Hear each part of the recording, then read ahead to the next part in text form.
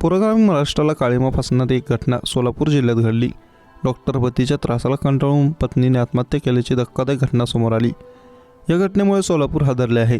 सोलापूरच्या सांगोल्यामध्ये ही धक्कादायक घटना घडली। या घटनेमुळे सांगोल्याच्या वैद्यकीय क्षेत्रात मोठी खळबळ उडाली। या प्रकरणी सांगोला पोलिसांनी डॉक्टर विरुद्ध गुन्हा दाखल केला असून तपास सुरू केला आहे। या प्रकरणी पोलीस फरार डॉक्टरचा शोध घेत आहेत।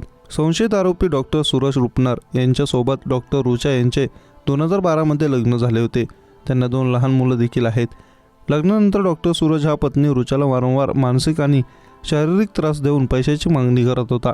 सूरज हा व्यभिचार वागणूक करीत असताना आढळून आल्याने रुचा यांनी त्यांना विचारणा केली होती, तर सूरज त्यांना शिवीगाळ करून लाथाबुक्क्याने मारहाण करून शारीरिक मानसिक त्रास देऊन बघून घेतो असे सातत्याने धमकावत होता। आरोपी डॉक्टर सूरज रुपनर हे MRI मशीन विकत घेण्याकरिता माहेरून पैसे घेऊन ये नाहीतर आत्महत्या कर म्हणून सातत्याने रुचा यांना त्रास देत होता।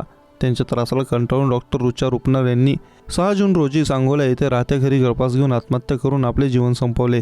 त्यानंतर सांगोला पोलीस स्टेशनमध्ये रुचा यांचा भाऊ ऋषिकेश संजय पाटील यांनी तक्रार दाखल केली। त्यांच्या तक्रारीनंतर डॉक्टर सूरज यांच्या विरोधात गुन्हा दाखल करण्यात आला आहे। पोलिसांकडून आरोपी डॉक्टर सूरज रुपनर यांचा शोध सुरू आहे। आरोपीला अटक करून कडक शिक्षा करण्यात यावी अशी मागणी डॉक्टर रुचा यांच्या नातेवाईकांनी केली आहे।